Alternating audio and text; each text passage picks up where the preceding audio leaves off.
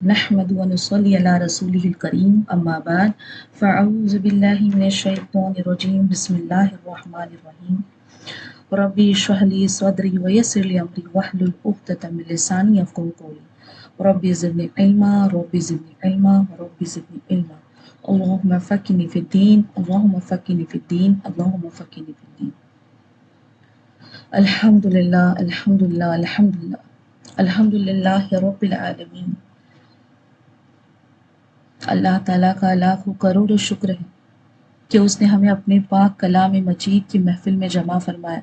अल्लाह ताला का शुक्र है कि उसने हमें कुरान करीम जैसी अजीम नियामत अता फरमाई और उसके सीखने, समझने और सुनने की तौफीक दी। तो बस अल्लाह से दुआ करते हैं कि अल्लाह ताला इस मजलिस को हमारे लिए बायस हिदायत, रहमत और मगफिरत बनाए और हमें कुरान पाक से जोड़ दे, इसे पढ़ने वाले, समझने वाले और इस पर अमल करने की तौफीक अता फरमाए। आमीन या रब्बिल आलमीन। आज का जो टॉपिक है वो तलाक से रिलेटेड है। और ये बहुत ही गहरी नसीहतें हैं इसके अंदर।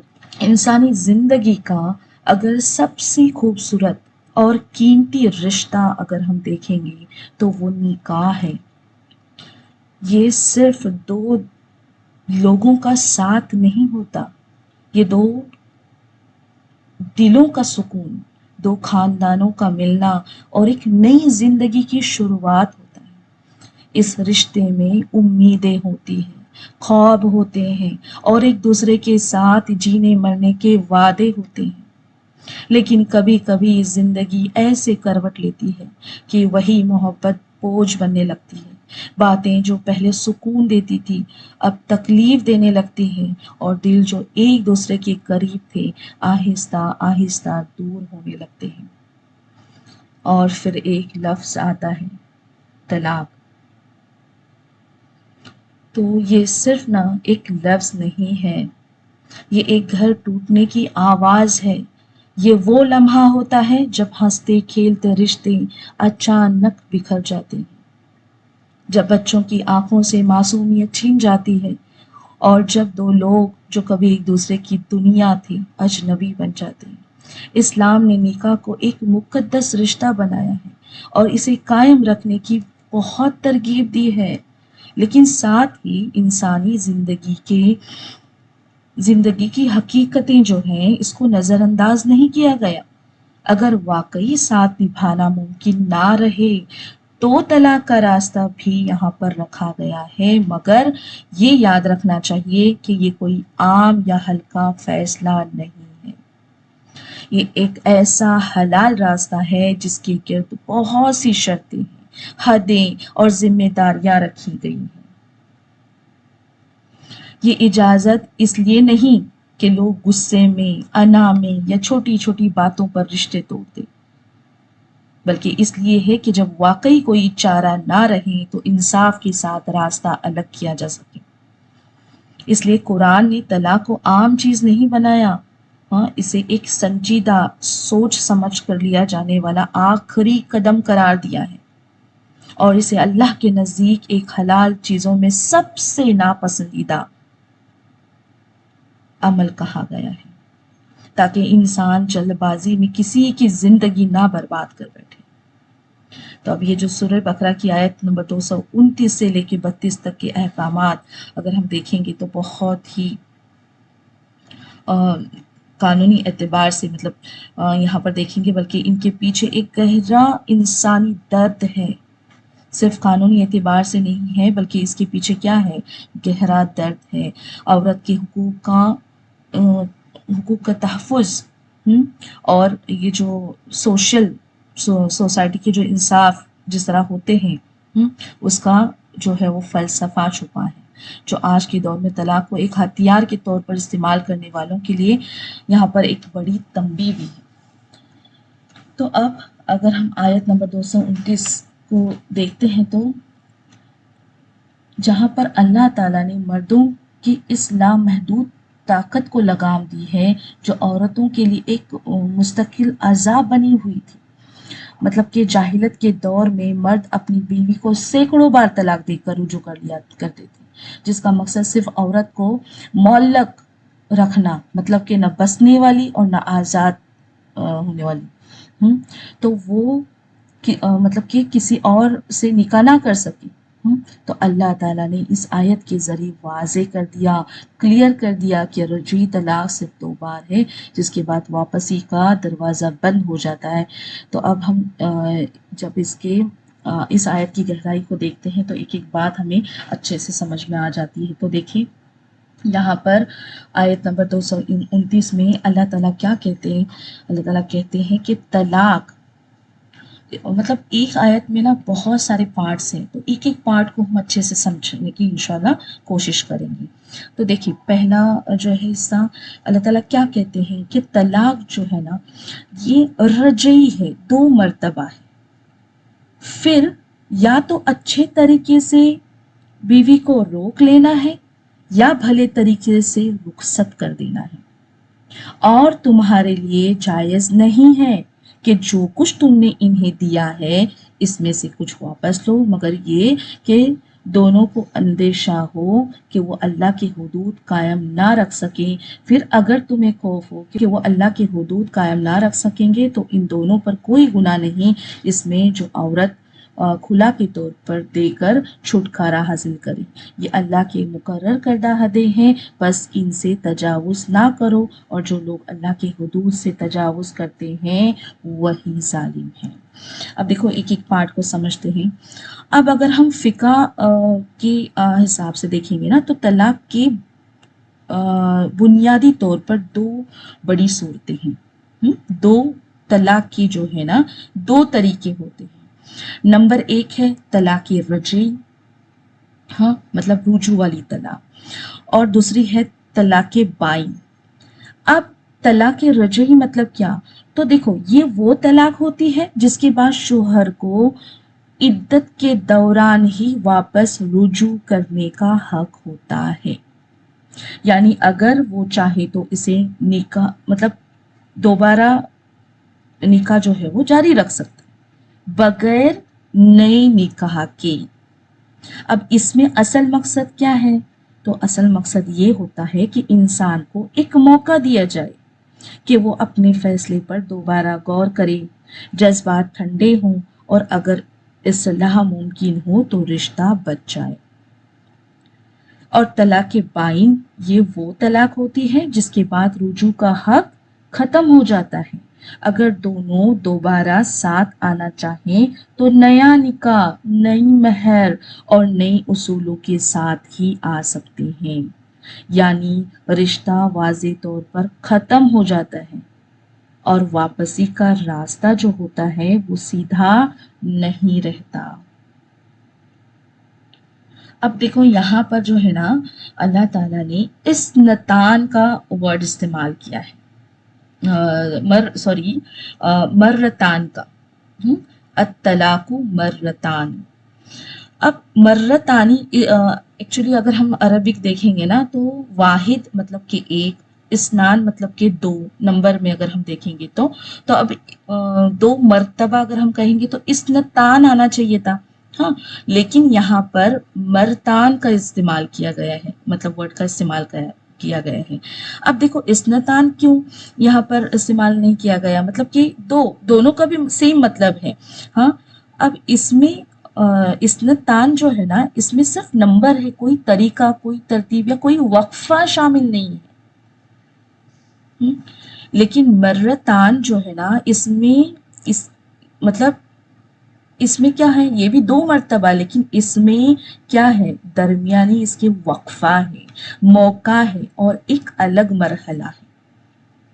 ٹھیک ہے، ہم دیکھو نا کافی بار اپنے روزمرہ کی زندگی میں استعمال کرتے ہیں نا 2 مرتبہ، تو مطلب کہ لگاتار 2 مرتبہ ہو سکتا ہے. اور یہاں پر جو استعمال کیا گیا ایک وقفے کے بعد، 2 مرتبہ لیکن وقفے کے بعد.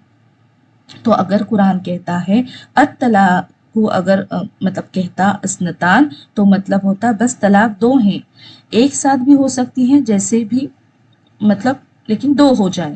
لیکن قرآن نے کہا الطلاق مرتان، یعنی طلاق 2 مرحلوں میں ہے، 2 الگ الگ موقع میں ہیں، ایک کے بعد ایک. تو یہاں پر دیکھو طلاق ایک ہی مجلس میں 3 بار نہیں ہونی چاہیے. اب ہم نے فلموں میں اور اس میں ڈراموں میں ہم لوگ دیکھتے ہیں نا کہ ایک ہی مرتبہ 3 بار طلاق دی جاتی ہے. تو یہ سب ڈراموں کی باتیں ہم نے دین کہاں سے سیکھا پہلے؟ ابھی جب ہم قرآن سے جڑے ہیں تو سمجھ میں آ رہا ہے، لیکن پہلے کہاں سے سیکھا تھا ہم نے دین؟ ہاں، یہاں سے وہاں سے، سوشل میڈیا سے. سوشل میڈیا تو سمجھو ابھی ہے، لیکن موویز سے. تو یہ سب چیزیں ہمیں پتہ ہے، تو ہمارے ذہن میں کیا بیٹا ہے کہ 3 طلاقیں ایک بار ہونی چاہیے، لیکن ایسا نہیں ہے، بلکہ ان کے درمیان ایک وقفہ ہونا چاہیے، یعنی کہ کولنگ پیریڈ.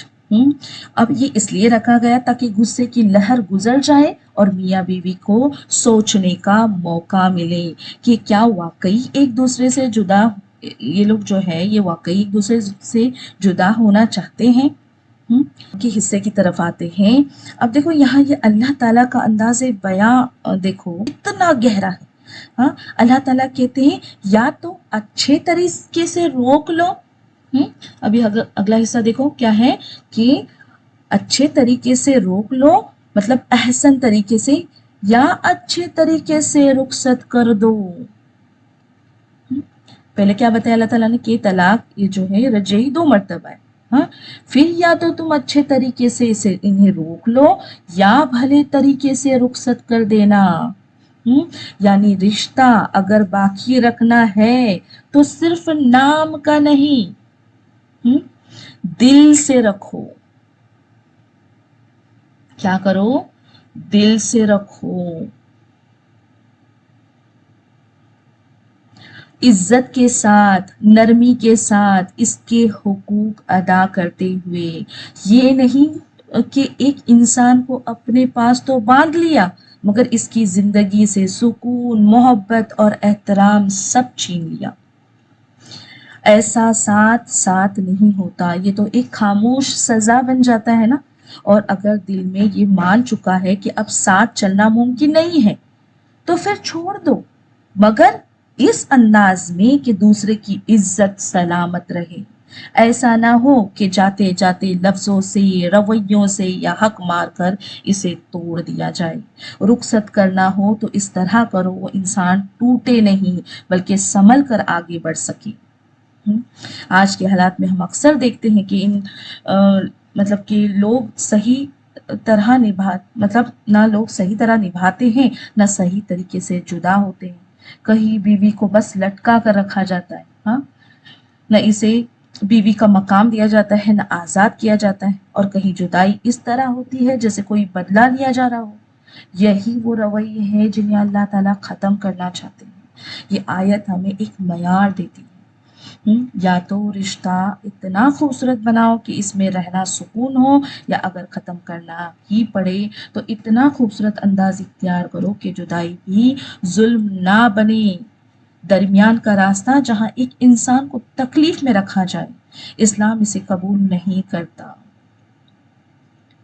اب یہاں کون سی بات ہمارے دل میں ہمیں بٹھانی ہے، ہاں، کہ اسلام رشتہ ختم کرنے کی اجازت تو دیتا ہے مگر کسی کی عزت، اس کے دل اور اس کی زندگی کو توڑنے کی اجازت نہیں دیتا. کتنی بڑی، کتنی گہری بات ہے. اب یہ دیکھو نا، یہ صرف طلاق کے احکام نہیں ہے، یہ اللہ کی حکمت کا ایک خوبصورت نمونہ ہے.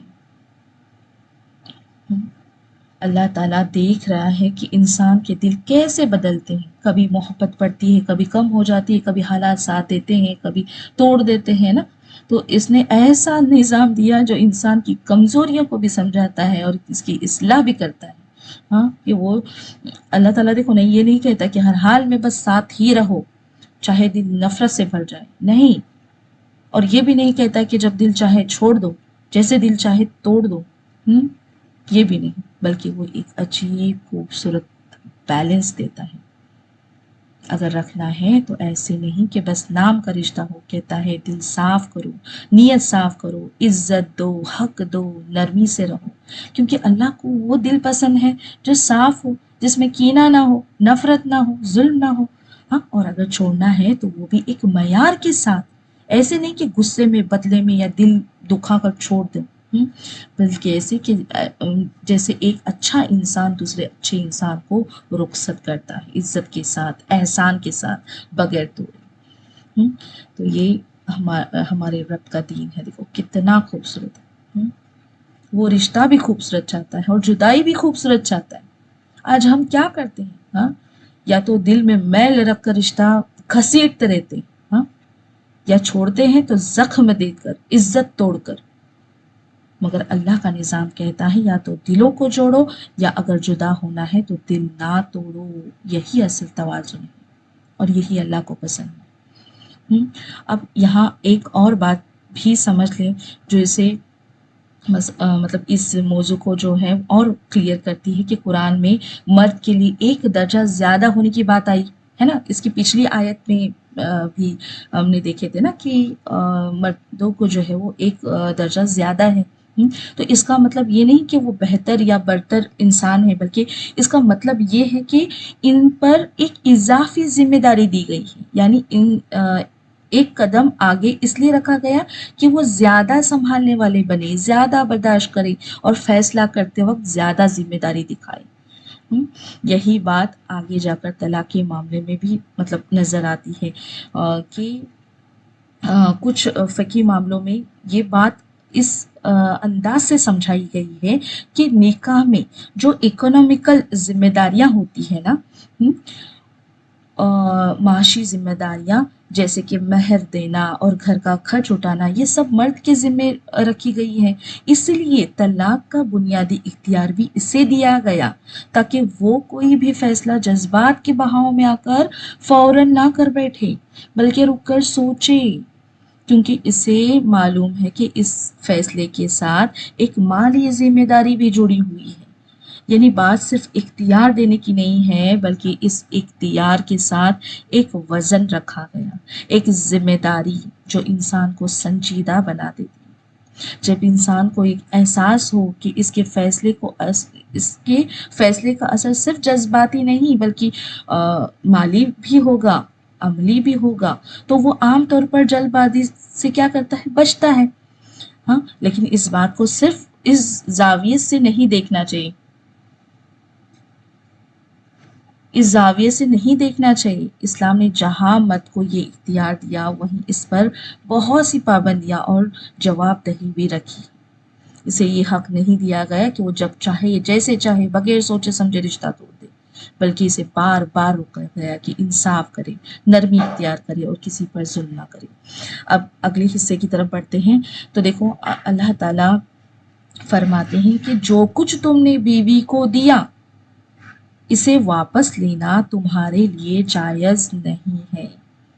یعنی نکاح کے وقت یا ساتھ گزاری زندگی میں جو کچھ دیا گیا وہ اب ایک امانت نہیں رہی کہ جب چاہو واپس لے لو، بلکہ وہ اس کا حق بن چکا ہے۔ یہ بات دراصل انسان کے اس رویے کو روکتی ہے جہاں جدائی کے وقت دل تنگ ہو جاتا ہے۔ بعض اوقات ایسا ہوتا ہے نا کہ انسان یہ سوچنے لگتا ہے کہ میں نے اتنا کچھ دیا تھا، اور پھر وہی چیزیں واپس لینے کی خواہش پیدا ہوتی ہے۔ قرآن اس سوچ کو جڑ سے کاٹ دیتا ہے کہ رشتہ ختم ہونے کا مطلب یہ نہیں ہے کہ تم دی ہوئی چیزوں پر دوبارہ حق جتانے لگو، لیکن ایک خاص صورت میں گنجائش رکھی گئی، اور وہ بھی بڑی باریکی کے ساتھ۔ کیا کہتے ہیں اللہ تعالیٰ؟ دیکھو اگلے حصے میں، مگر یہ کہ دونوں کو اندیشہ ہو کہ وہ اللہ کے حدود قائم نہ رکھ سکیں گے۔ اس کا مطلب یہ ہے کہ میاں بیوی دونوں اس نتیجے پر پہنچ جائیں کہ ساتھ رہتے ہوئے وہ انصاف، حقوق اللہ کی مقرر کردہ حدوں کو قائم نہیں رکھ پا رہے۔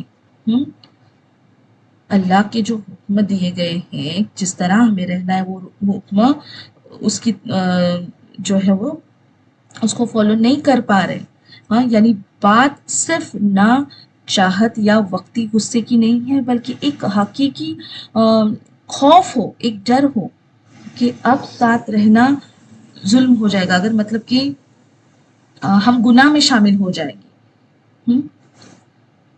تو ایسی صورت میں اگر عورت خود علیحدگی چاہتی ہے اور کچھ واپس کر کے اس رشتے سے نکلنا چاہتی ہے تو اسے گنجائش دی گئی ہے، مطلب کہ کھلا جسے ہم کہتے ہیں نا، جسے ہم کیا کہتے ہیں، کھلا کہا جاتا ہے، تو کھلا کے طور پر ہم کیا کر سکتے ہیں، عورت کو حکم ہے کہ وہ کیا کر سکتی ہے، جو اگر وہ رشتے سے نکلنا چاہتی ہے، علیحدگی چاہتی ہے، ہاں، تو وہ کچھ چیزیں واپس کر کے کیا کر سکتی ہے، وہ راستہ اختیار کر سکتی ہے، لیکن یہاں بھی بنیاد کیا ہے، سمجھ اور حقیقی مجبوری ہے، نہ کہ دباؤ یا چالاکی۔ آج کل کے حالات میں اس کو یوں سمجھ سکتے ہیں کہ ابھی یا مطلب کبھی ایسا ہوتا ہے کہ دونوں ساتھ رہ کر ایک دوسرے کے حقوق ادا نہیں کر پا رہے، بات بار بار بگڑ رہی ہے اور ماحول ایسا بن رہا ہے جہاں نہ سکون ہے نہ انصاف۔ ایسے میں اگر الگ ہونا چاہتے ہیں تو وہی بہتر راستہ ہے، تو شریعت اس کے لیے بھی دروازہ بند نہیں کرتی، مگر ایک باوقار کیا کرتی ہے، انصاف کے ساتھ جو ہے وہ راستہ دکھاتی ہے۔ اب دیکھو، اب آتے ہیں آپ آیت کے آخری حصے کی طرف۔ یہاں تک اچھے سے سمجھ میں آ گیا سسٹرس کے؟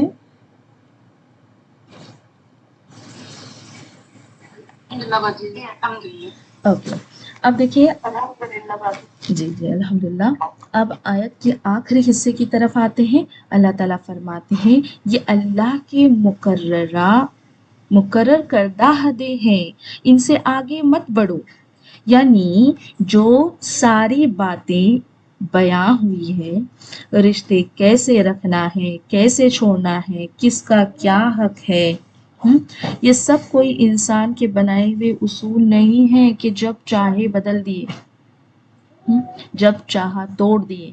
یہ اللہ کی حدیں ہیں، اللہ تعالیٰ کہہ رہے ہیں، اور ان کے اندر ہی خیر ہے، سکون ہے، انصاف ہے۔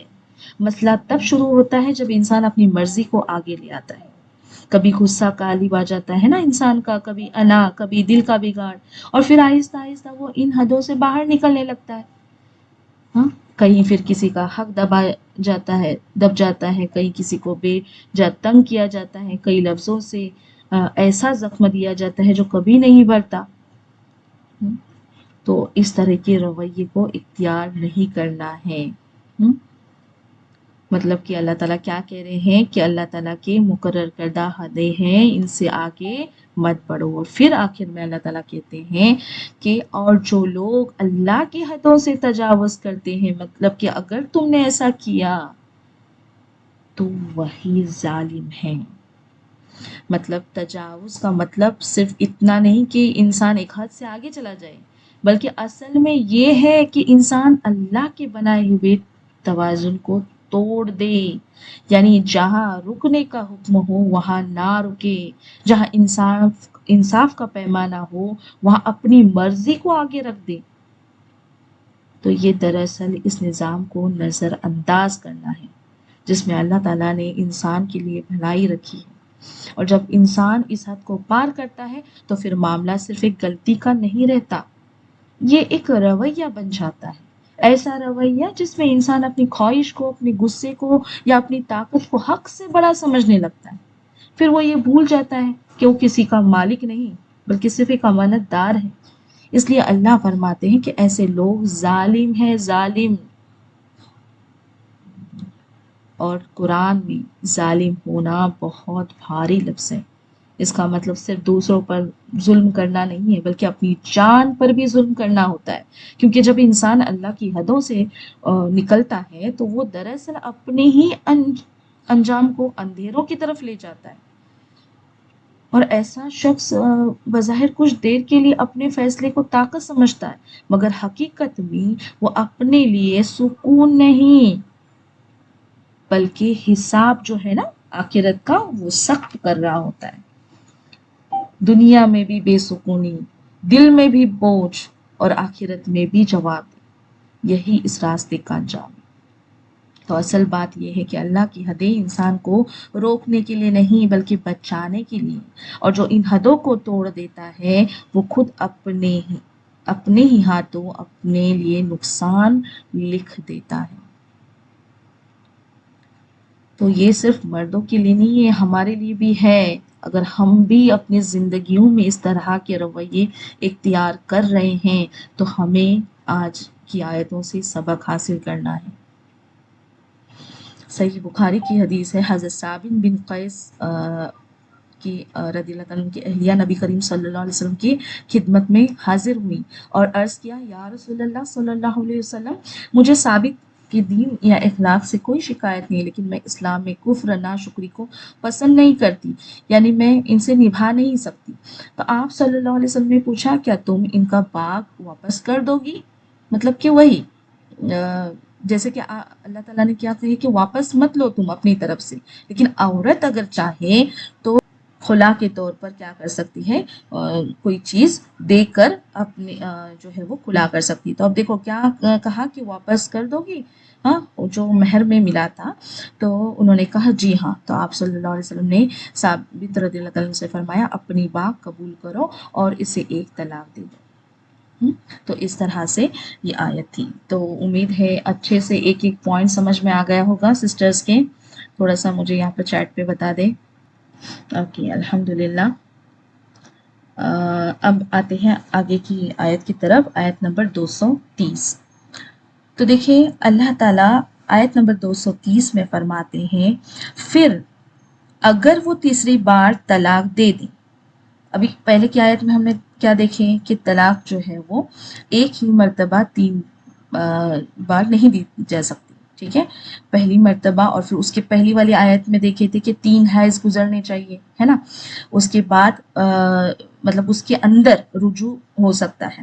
اس کے بعد اگر پھر سے ایسا ہو تو دوسری بار بھی وہی جو ہے وہ مرحلہ ہوگا، لیکن تیسری بار اگر طلاق دی جائے تو وہ کیا ہوگی؟ فائنل طلاق ہوگی۔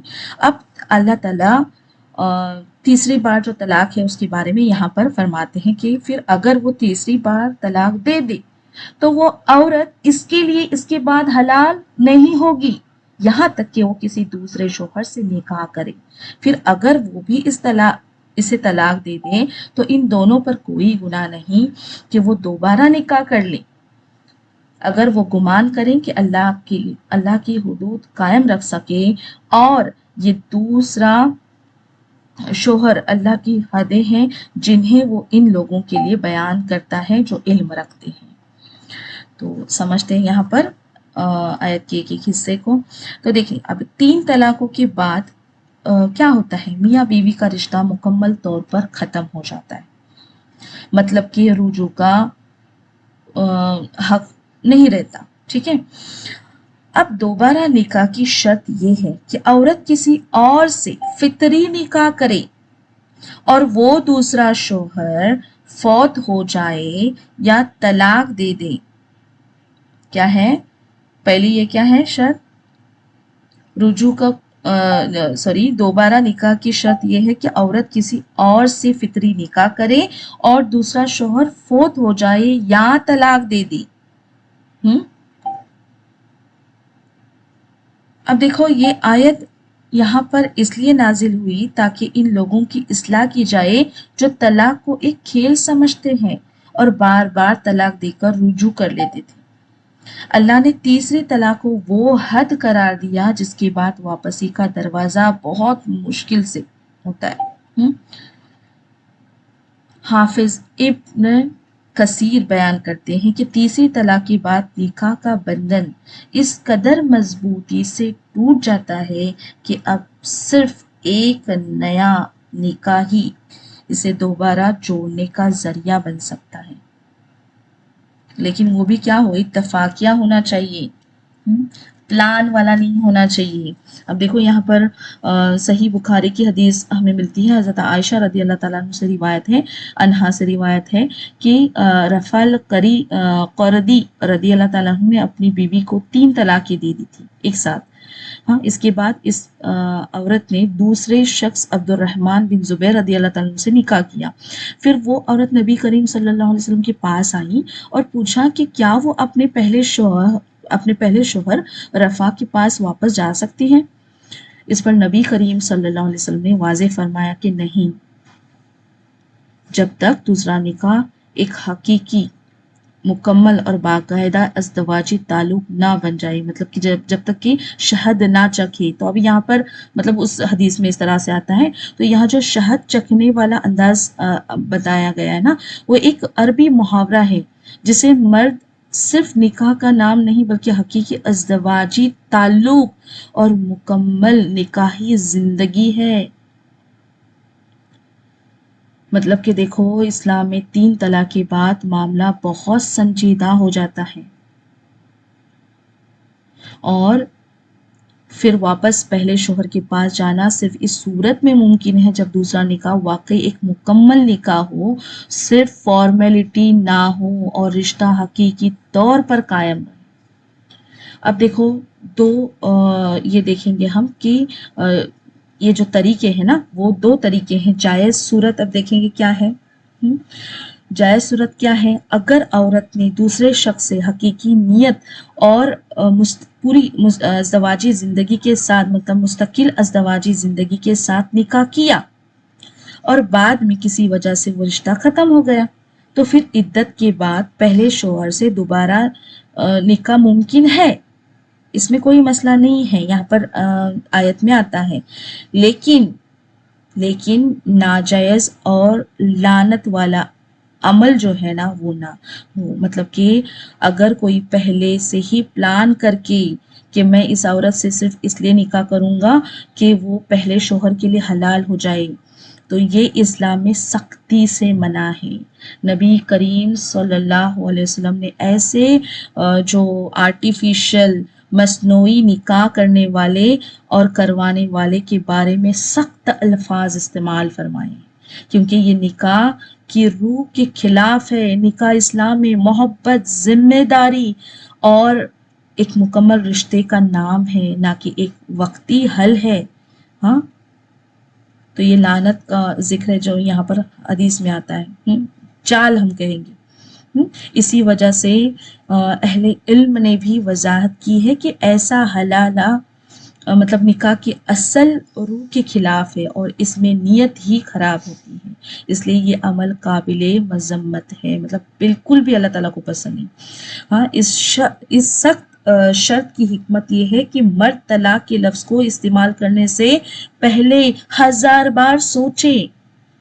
ہاں، یہ عورت کے لیے سزا نہیں بلکہ مرد کے لیے بہت بڑی وارننگ ہے کہ وہ اپنی زبان اور جذبات پر قابو رکھے. اس کا غلط استعمال یہ ہے کہ لوگ اسے حلالہ کے نام پر عورتوں کی عصمتوں مطلب عزتوں سے کھیلتے ہیں اور اسے دین کا لبادہ پہناتے ہیں. ہاں، دین کا نام دے دیتے ہیں، جو کہ اللہ کے غضب کی دعوت ہے. اللہ کے غضب کو دعوت دینا ہے. اب دیکھو آگے اللہ تعالیٰ فرماتے ہیں کہ اگر وہ گمان کریں کہ اللہ کے حدود قائم رکھ سکیں. کب وہ نکاح کر سکتے ہیں؟ مطلب ایک عورت کی طلاق ہو گئی جس شوہر سے، اس نے دوسرا نکاح کی اور پھر سے اس سے بھی طلاق ہو گئی، اور پھر پہلے شوہر سے اگر وہ نکاح کرنا چاہتی ہیں، تو کیا کہتے ہیں اللہ تعالیٰ کہ اگر وہ گمان کریں کہ اللہ کی حدود قائم رکھ سکیں، تو اس کا مطلب یہ ہے کہ نکاح یا طلاق جیسے معاملات میں اصل بنیاد صرف جذبات نہیں ہوتے بلکہ انسان کا اپنا شعور اور نیت ہوتی ہے. مطلب کہ انسان کو یہ سوچنا ہے کہ کیا میں واقعی انصاف کر سکوں گا، کیا میں اللہ کے مقرر کیے ہوئے حقوق اور حدودوں کے اندر رہ سکوں گا یا رہ سکوں گی. یہاں گمان کرے کا مطلب اندھا اعتماد نہیں بلکہ ایک سنجیدہ سوچ ہے. ہاں، اور اندرونی یقین، مطلب بولتے ہیں نا ہمارے اندر سے ایک یقین ہوتا ہے، پختہ یقین. یعنی فیصلہ اس بنیاد پر ہو کہ انسان اپنے کردار، اپنی نیت اور اپنی ذمہ داری کو سمجھ رہا ہو. پھر اللہ فرماتے ہیں کہ یہ اسی طرح کے اللہ کے حدود ہیں جنہیں وہ ان لوگوں کے لیے واضح کرتا ہے جو علم رکھتے ہیں. یعنی جو لوگ سوچ سمجھ کر علم اور شعور کے ساتھ فیصلے کرتے ہیں، وہ سمجھتے ہیں کہ یہ احکام صرف قوانین نہیں ہے بلکہ ایک پورا نظام عدل ہے. جو انسان کو ظلم، زیادتی اور بگاڑ سے بچاتا ہے۔ ہاں، تو کیا پیغام ملا ہمیں کہ رشتے اور ان کا اختتام، مطلب جب وہ ختم ہو رہے ہو تو صرف جذبات سے نہیں بلکہ شعور، ذمہ داری اور اللہ کے خوف کے ساتھ ہونا چاہیے، کیونکہ یہی وہ لوگ ہیں جو حقیقت میں اللہ کے حدودوں کو سمجھتے ہیں۔ اس کے بعد دیکھیں، یہ آیت جو ہے یہ ہمیں سکھاتی ہے کہ رشتوں کی دوڑ بہت نازک ہوتی ہے، بہت نازک۔ جب کوئی شخص انا اور غصے میں آ کر تیسری طلاق کا لفظ جب بیان کرتا ہے، زبان سے نکالتا ہے، تو وہ در حقیقت اپنے ہاتھوں سے اپنے گھر کے چراغ کو گل کر دیتا ہے۔ اللہ کی حدود کو مذاق نہ بنائیں، ہاں، کیونکہ جب یہ حد پار ہو جائے تو واپسی کا راستہ جو ہے صرف ایک اذیت ناک مرحلے سے گزر کر ہی مل سکتا ہے، جو کسی بھی غیر مرد اور عورت کے لیے ایک بہت بڑی آزمائش ہے۔ تو آج ہے نا، سچ میں اتنا مطلب ہم دیکھ رہے ہیں نا کہ طلاق کو تو بس ایک دم مذاق سمجھا گیا ہے، چھوٹے چھوٹے جھگڑوں میں بھی طلاق کرنے لگتے ہیں، ہے نا۔ تو دیکھو یہاں پر کہ کس طرح اللہ تعالیٰ ایک ایک بات ہمارے سامنے رکھ رہے ہیں، ہاں، اتنا عام، اتنا مطلب بولتے ہیں نا عام، یا اتنا ہمیں آسانی سے لینے والی چیز نہیں ہے یہ۔ جھگڑے ہوتے ہیں لیکن اس میں اس طرح سے ایک دم بولتے ہیں نا غصے پر قابو نہ کرتے ہوئے اس طرح کے فیصلے کرنا انسان کے لیے بہت مشکل، انسان خود کے لیے کیا کرتا ہے، مشکل کھڑی کر دیتا ہے۔ تو یہ صرف مردوں کے لیے نہیں ہے، یہاں پہ عورتوں کا بھی حق ہے، کیونکہ پہلے زمانے میں یہ سب چیزیں زیادہ تر مردوں کے ذریعے ہوتی تھی، لیکن آج کے زمانے میں عورتیں بھی جو اپنے آپ پہ اتنا فخر محسوس کرنے لگی ہیں نا کہ ہمیں بھی وہ حقوق ملنا چاہیے۔ مطلب جہاں اللہ تعالیٰ نے مردوں کا درجہ ایک یہ آگے رکھا ہے، تو ہمیں بھی وہ ایکسیپٹ کرنا چاہیے۔ ہم عورتوں کو بھی یہ بات ماننی چاہیے کہ ہاں، جو اللہ نے طے کیا ہے وہی اصل فیصلہ ہے، اور اسے ہی ہم فالو کریں گے، وہی حکم ہے نا۔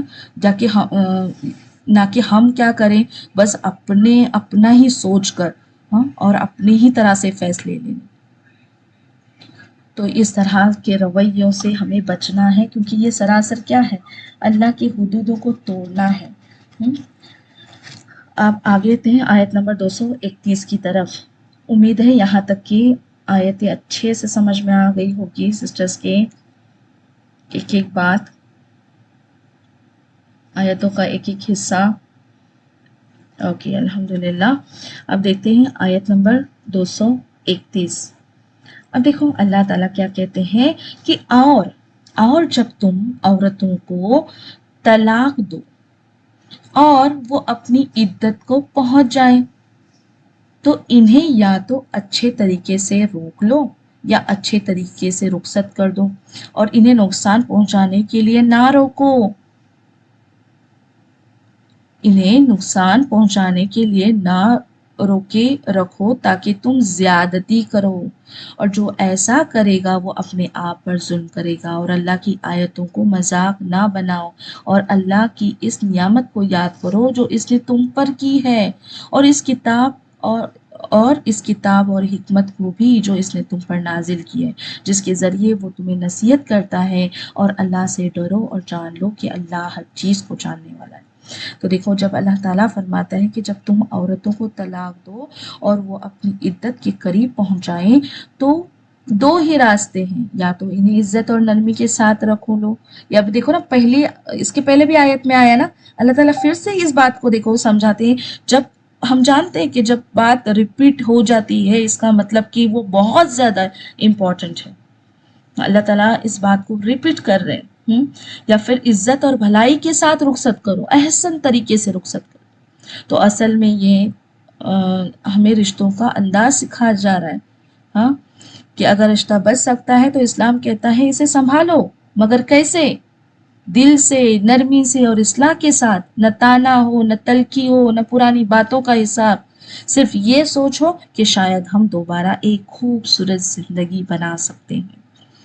اور اگر دل یہ مان چکا ہو کہ اب ساتھ نہیں چل سکتا تو پھر بھی راستہ وہی ہے، رخصت کرنا مگر احسان کے ساتھ، یعنی نہ بدلہ، نہ ظلم، نہ عزت کو روننا، ایسا چھوڑنا کہ سامنے والا ٹوٹے نہیں بلکہ اپنی زندگی دوبارہ سنبھال سکے۔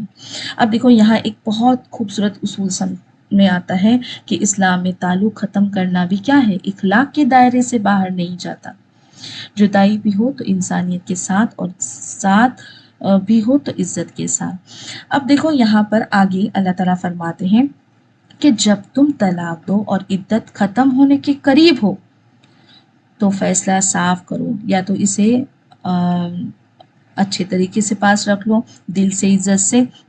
اس کے بعد اللہ تعالیٰ کہتے ہیں انہیں نقصان پہنچانے کے لیے مت روکے رکھو، یعنی ایسا نہ ہو کہ تم اسے اپنے پاس اس لیے رکھو کہ وہ کہیں اور اپنی زندگی نہ بنا سکے، نہ تم اسے اپناؤ نہ اسے آزاد کرو، بس ایک ایسی کیفیت میں رکھ دو جہاں وہ ہر دن تھوڑی تھوڑی ٹوٹتی رہے۔ تو یہ وہ ظلم ہے جو چیخ کر نہیں آتا نا، ہاں، یہ وہ تکلیف ہے جس کی آواز نہیں ہوتی مگر یہ انسان کو اندر سے خالی کر دیتی ہے۔ اور پھر دیکھو اللہ تعالیٰ فرماتے ہیں جو ایسا کرے گا وہ اپنے آپ پر ظلم کرے گا۔ کیوں کہا اللہ تعالیٰ نے ایسے؟ کیونکہ اس نے ایک ایسے رشتے کو جو رحمت کے لیے بنایا گیا تھا، اپنی انا، اپنے غصے اور اپنے کنٹرول کی خواہش کا شکار بنا دیا۔ اس نے دوسرے کو قید کر کے خود کو آزاد نہیں کیا بلکہ اپنے ہی کردار کو قید کر لیا، اپنے ہی دل پر بوجھ ڈال دیا اور اپنی ہی آخرت کو مشکل بنا دیا۔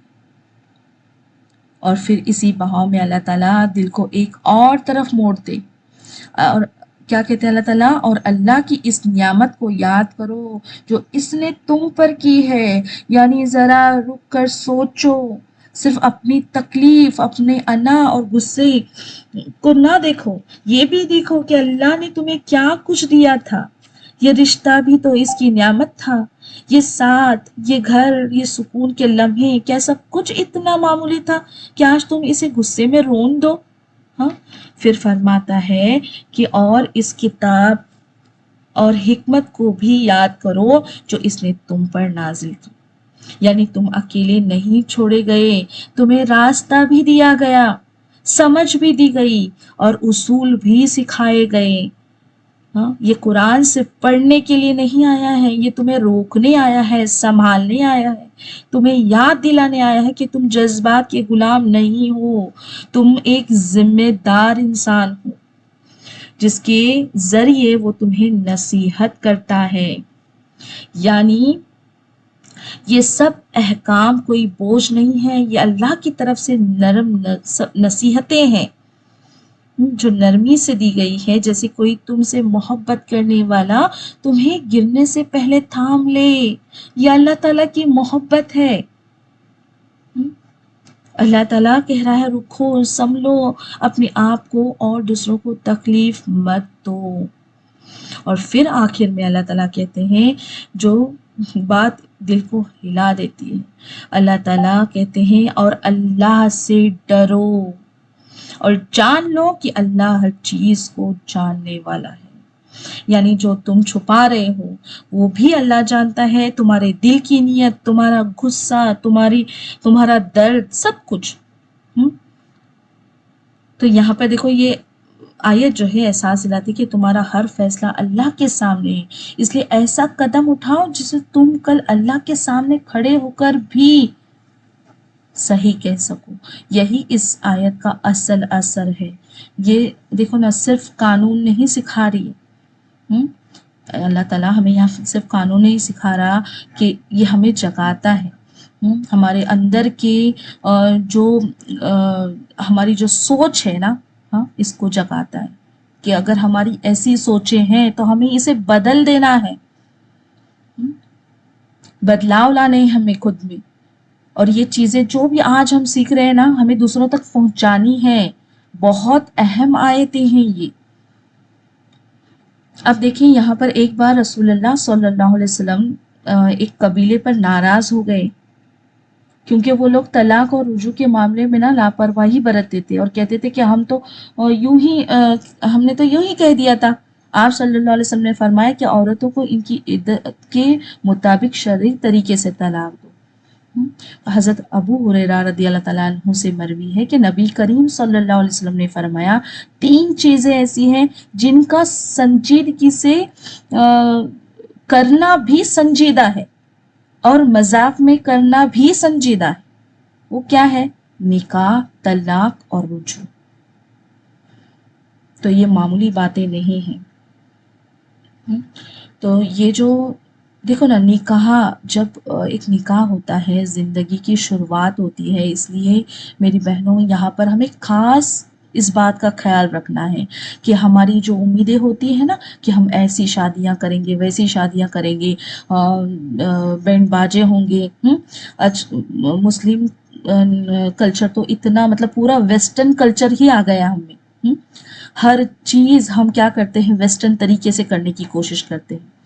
تو یہ جو نکاح جب ہوتا ہے نا، اتنا پاک عمل ہے، اور اس کی جو شروعات ہوتی ہے نا، جب ہم کیا کرتے ہیں، اپنی من مرضی سے کرتے ہیں، اپنی من مرضی سے کرتے ہیں، تب پتہ ہے کیا ہوتا ہے، پھر وہ رشتوں میں کیا آتی ہیں، بہت مشکلیں آتی ہیں، پر ہمیں سمجھ نہیں آتا، ہماری عقلوں پر تو پردہ پڑا ہوتا ہے نا، ہمیں سمجھ میں نہیں آتا، ہمیں سمجھتا ہی نہیں کہ ارے ہم نے تو زندگی کی شروعات کیسے کی تھی، اللہ تعالیٰ کی ناراضگی سے کی تھی، ہے نا۔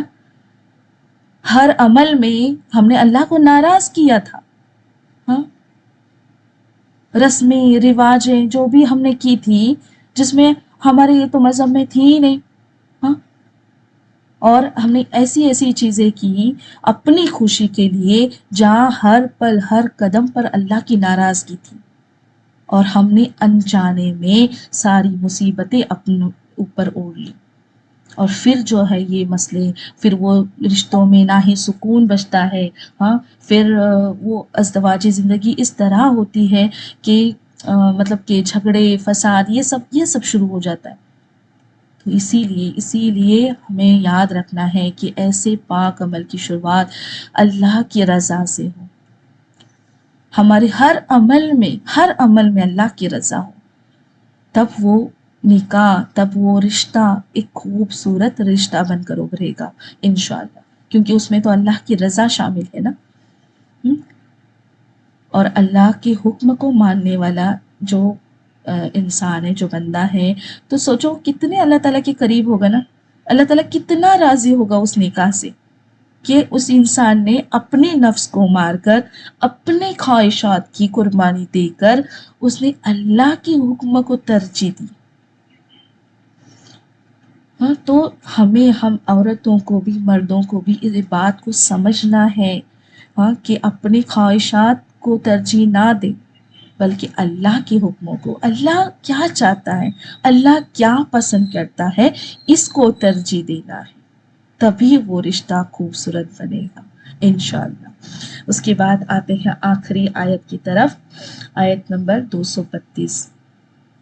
تو دیکھیں یہاں پر اللہ تعالیٰ کہتے ہیں کہ اور جب تم عورتوں کو طلاق دے دو اور اپنی عدت پوری کر لیں تو انہیں اس بات سے نہ روکو کہ وہ اپنے سابقہ شوہروں سے نکاح کر لیں،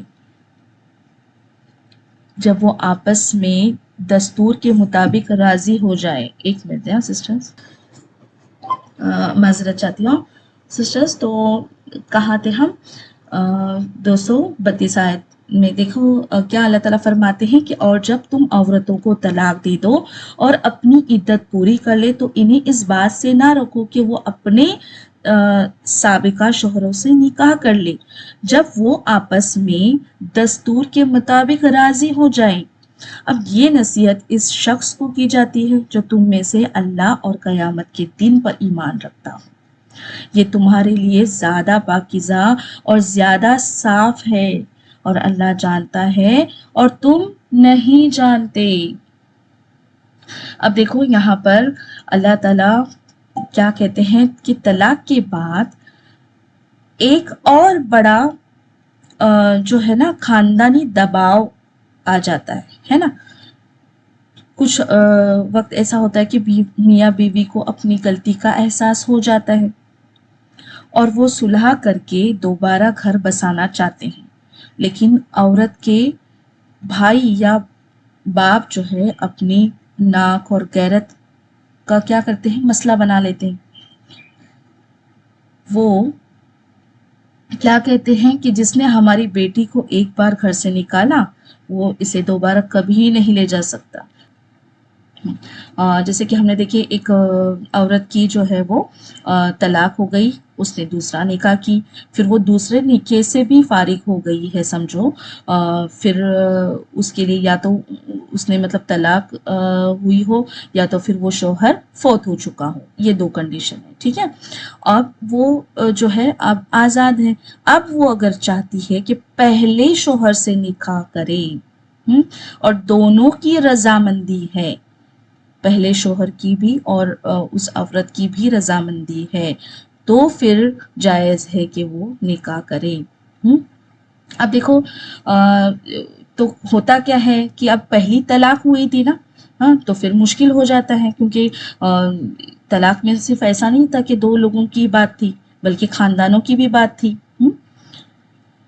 تو لوگ کیا کرتے ہیں، خاندانوں کی غیرت اور مطلب انا کے لیے ضد میں کیا کرتے ہیں، اس عورت کے جذبات اور اس کی ہو سکتا ہے کہ بچے بھی ہوں ان کے، ہاں تو اس کو بھی کیا کرتے ہیں لوگ قربان کر دیتے ہیں، مطلب سوچتے نہیں سمجھتے نہیں۔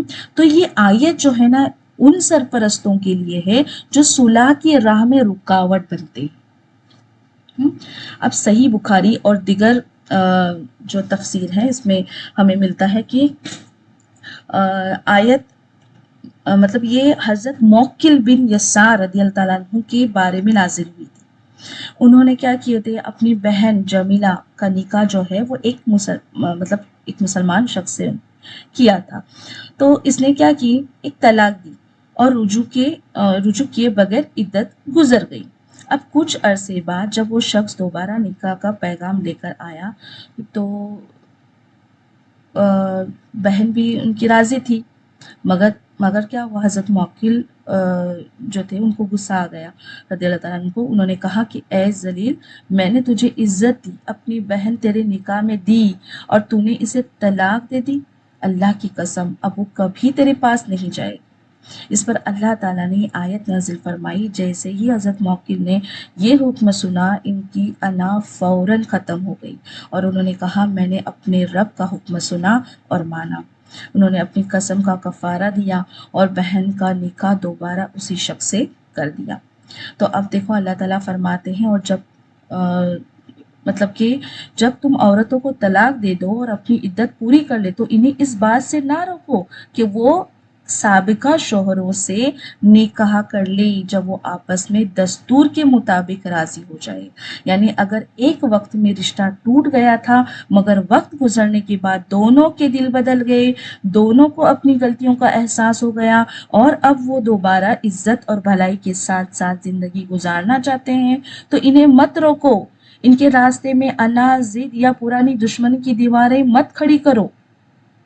اکثر ایسا ہوتا ہے نا کہ رشتے ختم ہونے کے بعد مسئلہ صرف دو لوگوں کے درمیان نہیں رہتا نا، خاندان، معاشرہ بھی اس میں آ جاتا ہے اور ارد گرد کے لوگ بھی اس میں شامل ہو جاتے ہیں۔ پھر کبھی بھائی ہے، کبھی والدین ہے، کبھی رشتہ دار ہے، ہاں اپنی ناراضگی ظاہر کرتے ہیں، ہاں اپنی عزت یا اپنے غصے کی وجہ سے دوبارہ ملنے کا راستہ بند کر دیتے ہیں۔ تو حالانکہ جن دو دلوں نے زندگی گزارنی ہے اگر وہ دوبارہ سکون کے ساتھ ایک ہونا چاہتے ہوں تو اسلام ان کے لیے دروازہ بند نہیں کرتا۔ تو دیکھو یہ آیت ہے نا، یہ ہمیں سکھاتی ہے کہ بعض اوقات اللہ ایک ٹوٹے ہوئے رشتے کو دوسرا موقع دینا چاہتا ہے، کیونکہ ہر جدائی کیا ہے، نفرت پر ختم نہیں ہوتی۔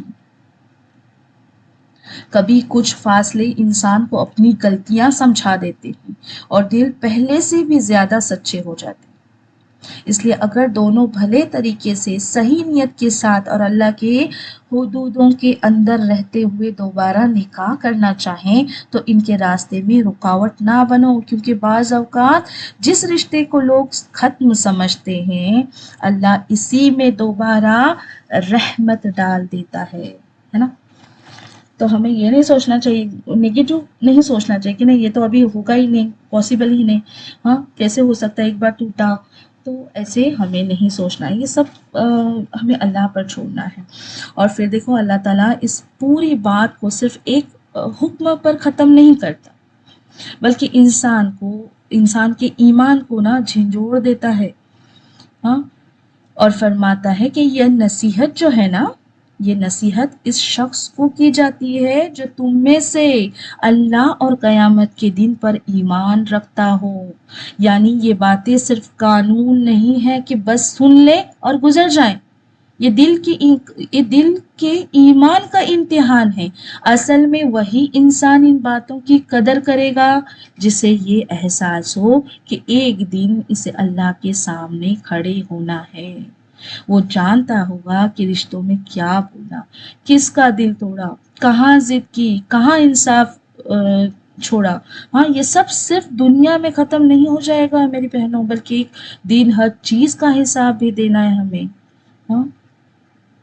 تو اس کے بعد دیکھو اللہ تعالیٰ فرماتا ہے کہ یہ تمہارے لیے زیادہ پاکیزہ اور زیادہ صاف ہے۔ یعنی جب انسان اللہ کے بتائے ہوئے طریقے پر چلتا ہے، چاہے رشتہ رکھنا ہو یا ختم کرنا، تو صرف حالات نہیں سنورتے، دل بھی صاف ہوتے ہیں۔ انسان کے اندر کی گندگی جو ہے نا کینہ، یہ ضد جو ہے آہستہ آہستہ دھلنے لگتی ہے، کیونکہ اللہ کا ہر حکم انسان کو توڑنے کے لیے نہیں ہے، اسے پاک کرنے کے لیے آتا ہے۔ اور پھر آخر میں وہ بات جو انسان کو خاموش کر دیتی ہے کیا ہے، وہ کیا کہتے ہیں اللہ تعالیٰ کہتے ہیں اور اللہ جانتا ہے اور تم نہیں جانتے۔ کتنی دفعہ انسان ضد میں کوئی فیصلہ کر لیتا ہے نا، اسے لگتا ہے یہی بہتر ہے، یہی صحیح ہے، مگر اللہ جانتا ہے کہ کس چیز میں تمہارا سکون ہے، کس چیز میں تمہاری بھلائی ہے، اور کس چیز سے تمہاری زندگی بکھر سکتی ہے۔ اس لیے وہ تمہیں روکتا ہے، سمجھاتا ہے، حدیں دیتا ہے، کیونکہ اس کی نظر اس کا علم جو ہے وہاں تک ہے جہاں ہماری نظر بھی نہیں پہنچ سکتی، یا ہمارا علم نہیں پہنچ سکتا۔ تو یہ آیت میری بہنوں انسان کے دل میں ایک عجیب سا سکون بھی ڈالتی ہے، اور عاجزی بھی، کہ بندہ ہر چیز نہیں جانتا مگر اس کا رب، اس کا اللہ جانتا ہے، اور جس نے اللہ کے علم پر بھروسہ کر لیا وہ آخر کار نقصان میں نہیں رہتا۔ تو بہت پیاری، بہت گہری نصیحتوں والی آیتیں تھی الحمدللہ۔ بس اللہ تعالیٰ سے دعا کرتے ہیں کہ اللہ تعالیٰ ہمارے دلوں کو اپنی حدوں کی قدر کرنے والا بنا دے، ہمارے رشتوں میں رحمت، نرمی اور انصاف عطا فرمائے، اور ہمیں ایسے فیصلے کرنے کی توفیق دے جو دنیا میں بھی سکون کا سبب بنے اور آخرت میں بھی کامیابی کا۔ آمین یا رب العالمین۔ سبحانک اللہم و بحمدک، نشہد ان لا الہ الا انت، نستغفرک و نتوب الیک۔ السلام علیکم ورحمۃ اللہ وبرکاتہ۔